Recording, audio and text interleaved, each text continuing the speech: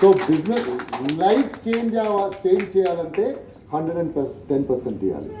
Life change చేయాలంటే sacrifice చేయాలి, time sacrifice చేయాలి. లైఫ్ చేంజ్ అవ్వాలంటే స్లీప్ సాక్రిఫైస్ చేయాలి. లైఫ్ చేంజ్ అవ్వాలంటే టైర్డ్నెస్ ఉంటేనో బిజినెస్ చేయాలి, వర్షం వస్తేనో బిజినెస్ చేయాలి, బిజినెస్ తెలిస్తేనూ చేయాలి, బిజినెస్ తెలియకుండానూ చేయాలి, రిజల్ట్ వస్తేనూ చేయాలి, రిజల్ట్ రాలేకపోతేనూ చేయాలి. ఈ మంత్రంలో మీరు బిజినెస్ చేస్తే మీరు బిజినెస్ని మాస్టర్ అవుతారు. బిజినెస్ ఎలా అనుకోండి అంటే మీరు తపస్సు చేస్తున్నారు. ఈ తపస్సులో భగవంతుడు రావాలంటే ఎంత స్ట్రాంగ్గా చేస్తారో అంత తొందరగా వస్తారు. మీరు ఎప్పుడో ఆ ఫీలింగ్ మీకు రాలేకపోతే, నేను ఈ బిజినెస్కి ఏం కావాలో ఇవ్వట్లేదని ఫీలింగ్ రాలేకపోతే లైఫ్ చేంజ్ అవ్వదు. 10,000-15,000 రూపీస్ వస్తుంది. 10,000-15,000లో లైఫ్ చేంజ్ అవ్వదు. లైఫ్ చేంజ్ అవ్వాలంటే చేంజ్ అవ్వాలంటే మీరు ఇప్పుడు కూర్చొని ఒక ఊహించుతారు, 50,000, 1 lakh, 2 lakh, 3 lakh ఒక లెవెల్ వరకు యోచన చేస్తారు. ఇప్పుడు ఈ లెవెల్ వరకు నేను వెళ్తాను. That depends on me comfort level ఎక్కడ వరకు ఉంది. 5 lakh అంటే భయం అవ్వచ్చు, 5 lakh వద్దు బాబు, నేను ఆ లెవెల్ లేదు. బట్ మీరు ఇప్పుడు కూర్చొని ఊహించుతున్నారు కదా, ఈ బిజినెస్లో కరెక్ట్గా చేస్తే నాకు ఇంత డబ్బు రావచ్చు అని. ఆ డబ్బు నుంచి 100% ఎక్కువ వస్తుంది మీరు కరెక్ట్గా ఈ బిజినెస్ చేస్తే. మీరు ఇప్పుడు సిద్ధార్థ్ గారిని అడిగితే నువ్వు ఇంత డబ్బు వస్తుంది నేను ఊహించావా అని అడిగితే అతను ఊహించలేదు. అతను ఎప్పుడు ఊహించలేదు. ఎప్పుడు మన ఫస్ట్ బిజినెస్ స్టార్ట్ చేయనప్పుడు 5 lakhs వస్తే అది కింగ్. ఇప్పుడు 1,65 lakhs ఊహించలేదు. ఇప్పుడు బాలిగారు సిద్ధార్థ్ గారికి ఏం చెప్తారు, ఇప్పుడు డబ్బు వద్దు నాకు అది ఇది చెప్తుంటారు. బట్ బాలిగారి దగ్గర చెప్పడానికి అవుతుందా నాకు డబ్బు వద్దు ఇవ్వద్దు అని? బాలిగారు చెప్తారు, అదన్నీ తెలియదు, ఇక్కడి నుంచి తీసుకెళ్ళిపోతారు, తర్వాత ఏం కావాలో చేయంటారు.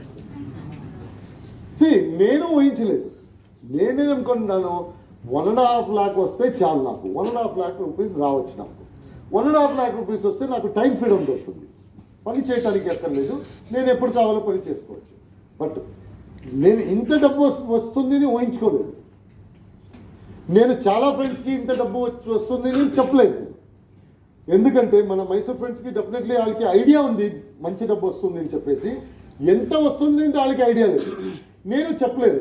ఎందుకు చెప్పలేదంటే వాళ్ళ హెల్త్ కోసం నేను చెప్పలేదు. నా ఇన్కమ్ ఏమైనా చెప్తే వాళ్ళు ఎంత అంటారు, ఏమైనా జరిగితే ఆమె నా మీద వస్తుంది, అందుకోసం నేను చెప్పలేదు. నేను ఊహించలేదు. శ్రీనివాస్ గారు ఇక్కడ ఉన్నారు. శ్రీనివాస్ గారిని మీరు అడిగితేనో మీరు ఇలా ఇంత డబ్బు వస్తుందని ఊహించుకున్నారా స్టార్టింగ్లోనే? డెఫినెట్లీ ఊహించుకోరు.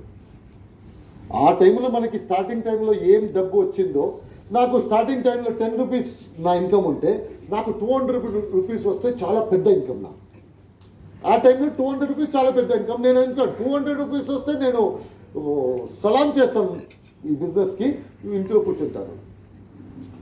బట్ మనం ఎంత ఊహించుకోలేదో అంత డబ్బు వస్తుంది. ఈ బిజినెస్లో లైఫ్ చేంజ్ అవుతుందంటే ఎంత సిద్ధార్థ్ గారిది ఇన్కమ్ చూసేసి వాళ్ళు ముందు విల్లాస్లో ఉన్నారు. సిద్ధార్థ్ గారి ఇన్కమ్ చూస్తే అతను ఏం చేయట్లేదు. మర్సిడీస్ బెంజ్ ఉంది, ఓలో ఉంది, ఇంటి ముందు అతన్ని కార్లు ఉన్నాయి.